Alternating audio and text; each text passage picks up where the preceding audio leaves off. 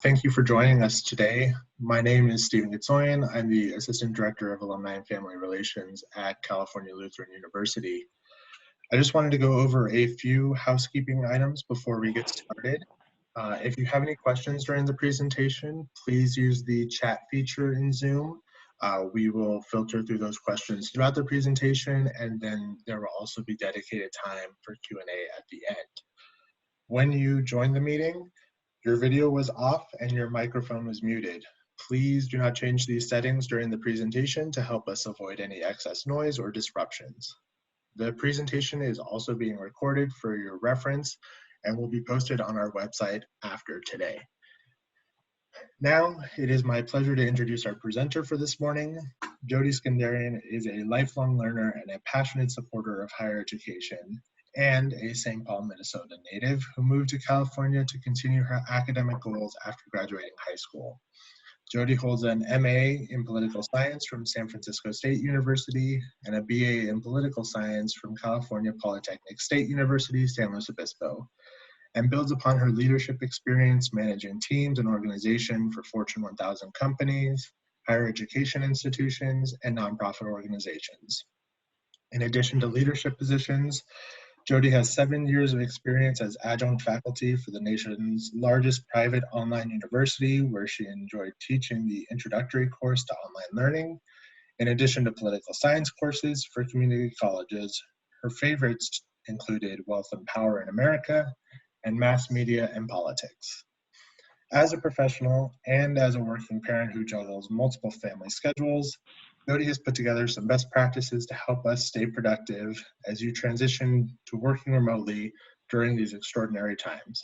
So with that, I will turn it over to you, Jody.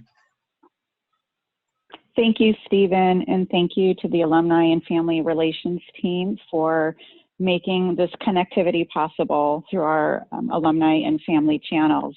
While I'm not a Cal Lutheran alum yet, I have admired California Lutheran University during the 20 years that I've lived in Ventura County, and now I am very proud to be a staff member in the University Advancement Team. I'm the Executive Director of Development Programs, and I have relived firsthand what it's like to transition back to working remotely and leading a remote team.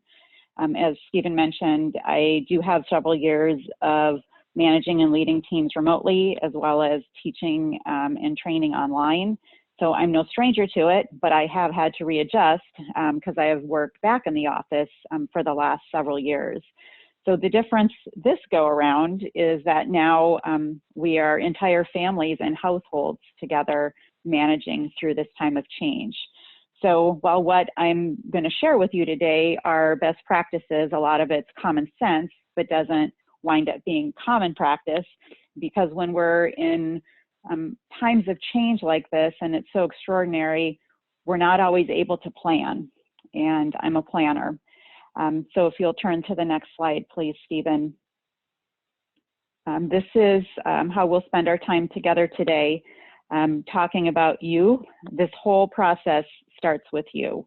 And your brand, and building your brand during this time. It starts with your environment, your remote workspace, which many of you have probably at this point figured out by now what that looks like, your communication and your voice, your work quality, which really is your DNA professionally, and then success, which is your happiness.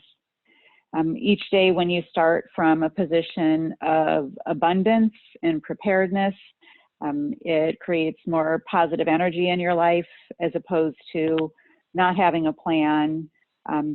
You begin operating from a position of scarcity because you have less time in your day, and that creates more stress, which puts negative energy into your day, and it impacts all of the other areas that we'll talk about today.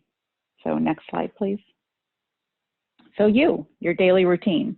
If you're 2 weeks in, like us at Cal Lutheran, and many of the children in school districts, you may now have a daily routine scheduled with you and your household. Your household may or may not include children of various ages. You need to have a routine in order to have that position of approaching your day with a planful mind with abundance. So getting ready for your day is first and foremost a really key component. It may sound simple, but dressing the part, changing your environment from waking up, having breakfast, whether you do exercise in the morning or mindfulness, meditation, whatever that might be, time with your family, you do that and then you go to work. And that could just be walking down the hall. It could be sitting in the same spot that you had your breakfast, but making that transition from I am now going into another phase of my day. And then to have that balance in your life, scheduling and making sure that you live through that schedule breaks so that you get up and walk around, perhaps go into your backyard or your front yard. Maybe there's small physical exercise or mental health breaks that you'll take at that time, but the key is blocking it in your calendar so that it reminds you to do that, because many people will just work straight through, very little movement, and that really makes the day become challenging as the hours grow on. And then certainly nutrition and lunch, making sure that you provide yourself those opportunities. And maybe you're reconnecting with others in your household at that time, checking in with them, doing something with them to also help them break up their day, and modeling that behavior for them. And then throughout the day, since we are in a very different environment, a best practice that I pulled from yesteryear is setting micro and macro goals. So by having just small either incentives or competitions with myself. So in the next hour, if I get through this project or this work, then I'll get up and go take that walk around or have a cup of tea, etc. You can do the same by day. If I get through this amount of work, these are my goals and objectives for the day.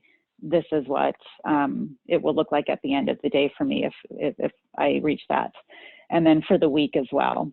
So by writing these goals down, it reminds you of that. And whether you write them down in your Outlook task book or on a Post-it note next to your laptop, it's important to have those reminders of what is the objective. At the forefront of all that I do is the mission of Cal Lutheran, as we carry that mission forward for our students. And so when times get challenging, for me, that's what I look to professionally to help inspire me and take me through when things get challenging, especially in light of what we're going through today as a world community. And then keeping it interesting. Having accountability partners, and those could be your professional peers, those could be others in your household, letting people know about what those goals are, those micro and macro goals to help you. It's kind of like having an accountability partner when you're exercising or going to the gym. It makes it more interesting. You're talking through the challenges for those goals, and certainly your peers can be those and others, friends in your household, etc. And then if I do this, then I will get to do this. And again, it's whether it's your goals or long-term planning, just keeping it fresh of kind of what's your why we're doing this work to help carry you through. You can go ahead, thank you. So next is your environment.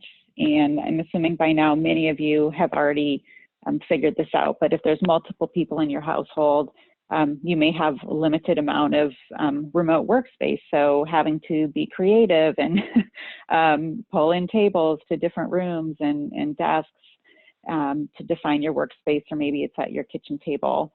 But be cognizant of when you are video conferencing, when you talk about your brand, your environment becomes part of your brand when you are on a video conference. So there's a lot of articles out there that you can research through the various video conferencing software platforms to figure out, can you create a backdrop?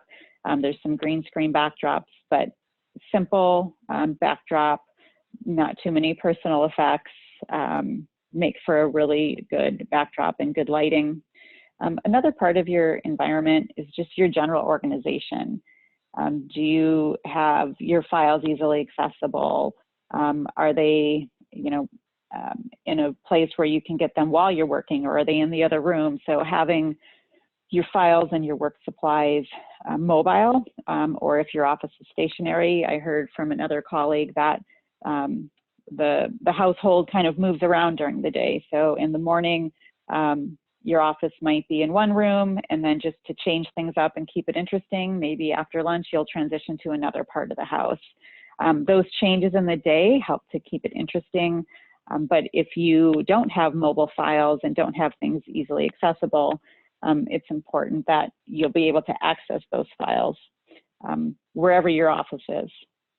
And then part of your work environment in that organization are the collaboration resources. And there are a lot of tools out there. Typically, the collaboration tools are identified by the organization. So you may have the collaboration tools of Google, if that's what your organization uses, or Microsoft Teams, whatever those might be. It's just really important that you're leveraging those to communicate in real time. We'll talk a little bit more about communication. But as we transition from the work office to our remote office, most likely in your home, that environment really does have a lot of impact on your day. So the more organized and defined it is, the more you will then at the end of the day be able to feel like, okay, work is now over, I'm closing my laptop, and then I'm moving on to the next phase of my day with the rest of my household. Communication, this is your voice. Sometimes your voice is only heard. Sometimes it's heard over telephone or a video conference. Sometimes it'll just be written in the form of an email or some sort of a written communication. And then communication can also be nonverbal, so you might be seen. So all of these things are now extremely important, especially in the age of electronic and digital communication. So your voice, you need to communicate with your household. These are all your constituents, your household, your supervisor, your supervisee if you have direct reports, your peers, and your constituents or customers. These are all people that you could potentially be communicating with in a day. And for your household, it's important that either on a daily or weekly basis, you are touching base about what your schedule is for the week and collaborating with them on what their schedule is for the week. There's a little bit of expectation setting that has to go on with maybe it's noise levels or who's going to use which part of the house for a video conference or really focused time where you need quiet time. So your day will feel and go more smoothly if you communicate in advance what your needs and expectations are and vice versa. And there's a resource that's linked to this slide from the Harvard Business Review. And this was recently written. It's a guide for working from home parents, especially in light of the times recently. Obviously, having smaller children is different than having high school age children. Each pose different challenges, especially as many of our students are having to do a lot more independent work. That independent work, if the younger the kids are, falls more to the parents. So while they're in the thick of their distance learning day, you might be in the thick of your work day. And so being able to plan out in advance when their calls are or their online work is and when yours is, you can then start to help to plan your work day to help accommodate others in your household that might need your help. And then if you're a supervisor or a direct report, there are actually ways that you can help manage up. So for you to help open lines of communication for your manager, but also if you're a supervisor, there's resources in those links that can also help you as you manage your team remotely. But one-on-one meetings are a key to helping to open lines of communication, talk about challenges. The agenda really should be about the supervisee. What areas do they need support with? What areas are they seeing success? What are those other challenges in the household that your supervisor may need to know about because they could impact the timing of your work, schedules, and deadlines, perhaps. So having those open and honest conversations about your shifting needs as a result of working from home, especially if the household has a number of people in it who also have needs and expectations and deadlines from other areas, whether it's work or school. So those articles will provide you just with some other best practices, maybe common sense, but not always common practice ideas for supervisors and supervisees. But again, I can't stress enough, just that open and honest communication is more important now than ever, just as a result of the situations that we are all trying to balance.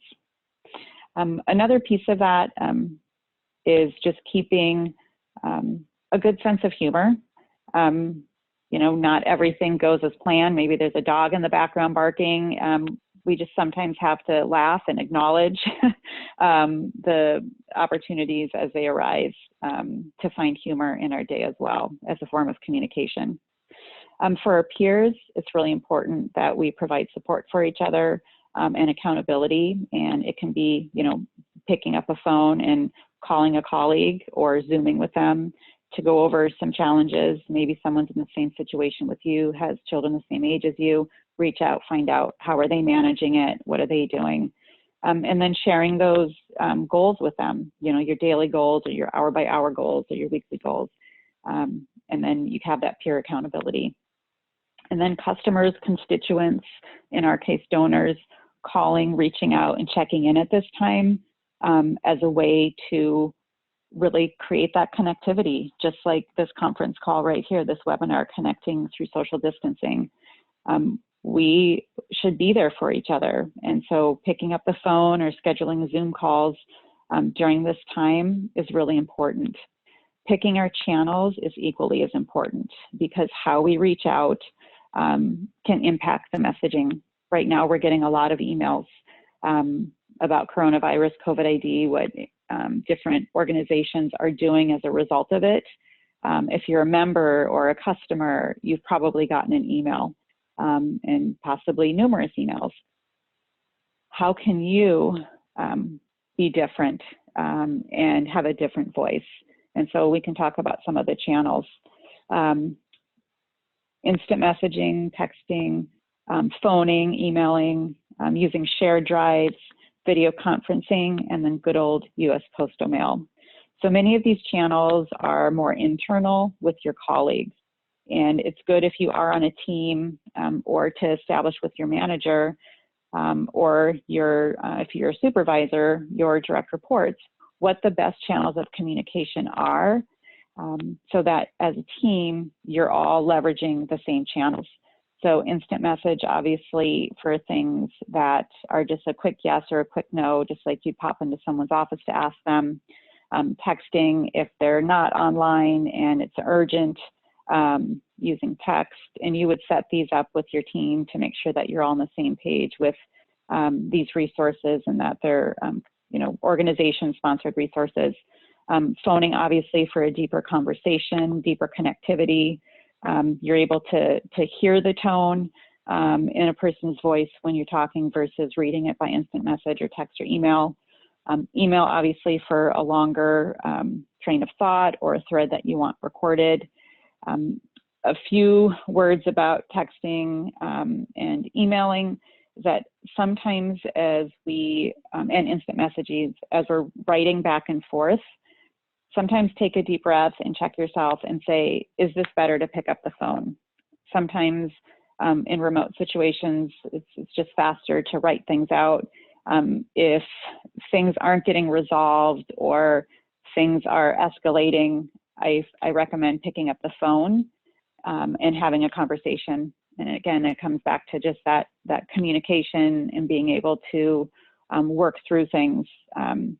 And that's just for conflict resolution, de-escalating, taking a deep breath, reassessing, and then starting afresh with a phone call. And even before you start drafting an email or an instant message or a text, ask yourself, what is the best mode of communication for this particular topic when it's an internal situation? and that can help keep things smooth in a time that where there's a lot of email messages going back and forth all day long. Using the shared drive is important, whether it's a collaboration software, whatever that your company-sponsored, organization-sponsored resources are. A great way to keep things current so that everyone has access at the same time. Video conference, obviously, high touch for keeping teams engaged, but also engaging with your constituents or customers. And what I have found is we've had to train our customers and constituents and ourselves on what some of these video conferencing capabilities are. Not all organizations are using the same platforms. So being able to download and be up to speed quickly is important. And then also, this is where having a sense of humor comes in, because there's all different skill levels and computers don't always have the capability. So just taking a deep breath, having open and honest conversations about what's possible. And then U.S. postal mail. At a time when there's mostly digital communication happening, it's nice to and refreshing to possibly get something, a good old-fashioned letter through snail mail. But all of these are your voice. This is part of your brand. And so really picking and choosing how you communicate and what you communicate. And when you communicate, it all starts with you. So those are just some best practices on how to be an effective communicator during this time. And here's the quality. We spoke about a little bit of this. It's your brand in action. So that tone that can be maybe perceived a different way than you had thought. So it's always good to take a deep breath, reread it as though you're reading a communication for the first time, because misunderstandings sometimes happen when there's tone in an email. So my general rule of thumb is less is more. What is the context? So today we are in the COVID-19 pandemic context. And so I'm sure many of your emails start by recognizing that situation that we're in, or asking about their health and wellness, to put it in context. And then formalities and business etiquette. This is, basic business 101. But those are all things to brush up on as we look at communicating, relying more heavily on digital in this new life of working from home. And then for video, we talked a little bit about background, but your nonverbal body language. So be cognizant when your video is on and you're being screened live with your team or with the customer, that what you're not saying, but how you might be folding your arms or looking off in the distance as opposed to into the camera. Those are all nonverbal cues for the folks on the other side seeing you. So just be very cognizant of that. And then just know that calls could be recorded, video conferencing can be recorded, and that's your brand and your likeness out there. So maintaining that professionalism at all times is really important. And then communication quality, be on point and value add. So a lot of communication going out is en masse right now. So a way to kind of reach through that clutter is to personalize your communications with your constituents as much as you can. And when you're in modes of communication with large amounts of people, it's just always important to make sure that you're on point and value add. If you're distracted and then you get called on and you don't know what was asked of you, don't try and answer it without asking what was actually asked, because you want to be on point and value add. And our work quality, our professional DNA. So again, these are common sense, but when we're working in a new environment and going through a lot of change, we might not always be planning. So I think it's extremely important as part of your professional DNA to plan out your day, your week, and it's looking like it might be our month or more working from home, and doing that collaboratively with your manager, with your team, with your household. Being punctual is extremely important, especially if you're meeting with your customers, your constituents. Being proactive, and this is part of that one-on-one communication, perhaps with your customers or your manager, helping to align expectations. And so much of the theme of this presentation is really talked about you and being proactive. This is your brand. You're in this new work situation, and when you think about character building, in times of crises or challenge, having that resiliency to rise to the occasion. We're going to need new tools to do so. We're going to need a new mindset to do so. We're going to need new resources to do so. And hopefully some of this content is helping towards that. Next slide, please. And then the last part of this is your success. If you're feeling successful in your daily work, and you're feeling successful in the other parts of your day outside of your work, you're going to be more happy and you're going to feel more fulfilled. But you won't know if your cup is full if you don't know what you want to fill your cup with. So by having that, I'm a huge proponent of planning. My mantra is plan the work, work the plan. Then you'll know, you can check off what those things are that are going to help you fulfill that plan.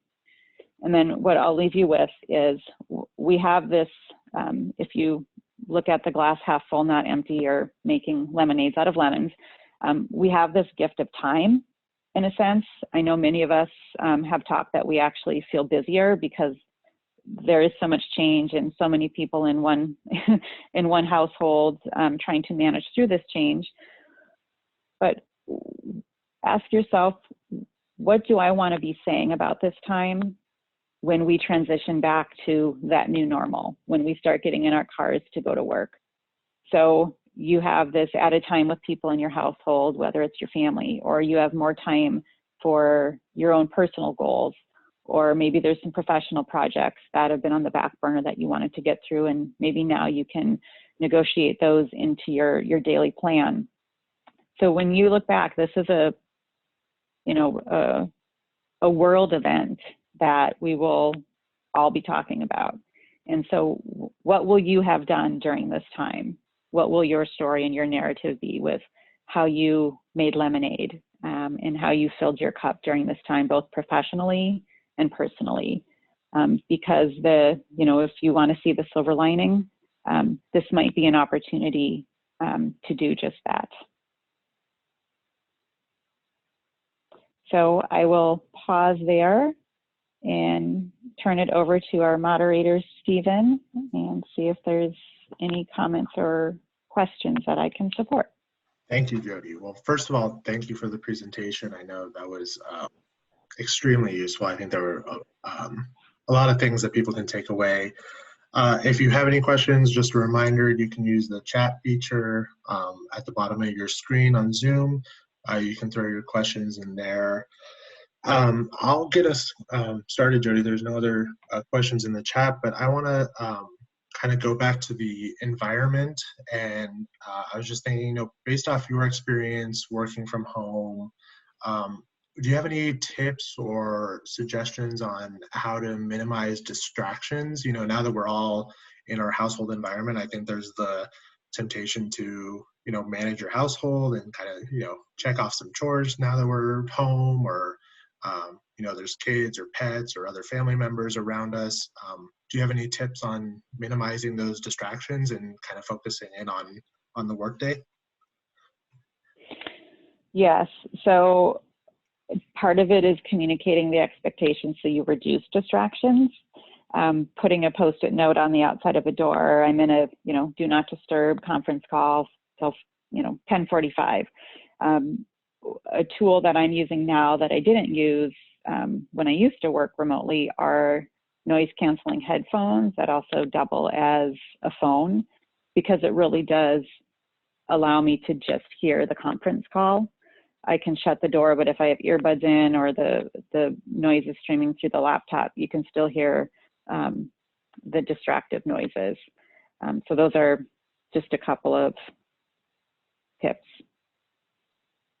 Great, thank you. Oh, no, go ahead. I do see someone just ask how to keep motivated during this time in the chat.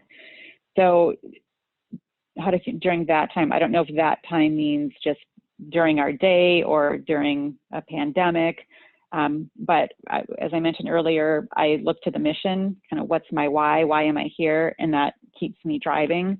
But throughout the day, if it's okay, I've had 3-hour conference calls. After this 3-hour conference call, I'm going to have lunch and I'm going to go run around the block, or I'm going to make a phone call, a personal phone call, just to break up the monotony of the day. Those are just a couple of tips for keeping motivated. And then leveraging, with teams. One of the things that I've done is blocking out time so that even though we're not all together in the same office, we're doing the same work. So we kick off that body of work as a team on the phone for 5 minutes. Hey, this is what we're going to do. And then at the end of that 2-hour time block, we get back on the phone and talk about our outcomes, and we celebrate those successes. And so you feel like you're kind of in it together with somebody, even though you're not in the same workspace. And then during that time, maybe someone will send an instant message, hey, here's some good news. And you can celebrate that in real time. And that kind of synergy and energy as a team, I find to be very motivating. And team members have told me that it's very helpful. So we try and schedule more of those blocks throughout the day so we can help to motivate each other. That's great. Those little check-ins are really important, I think, since we're all kind of missing our connection to our team and that one-on-one, face-to-face. So I don't see any other questions coming in. So once again, this will be posted on our website for reference. Jody, thank you so much for taking time out of your day to present on those important tips for all of us right now during this time. And thank you everyone who's on the call for joining us. I hope you found this time useful. Just a quick plug for our next webinar is coming up on Thursday. Jim Cathcart will be presenting on thinking about rethinking.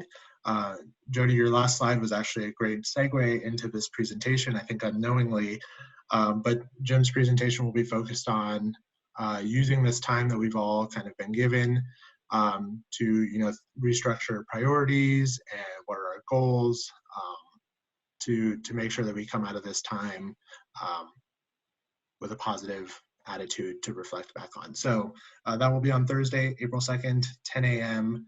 The registration is on our website. Again, thank you everyone for joining us, and thank you again to Jody for presenting today. Take care and stay safe, everyone.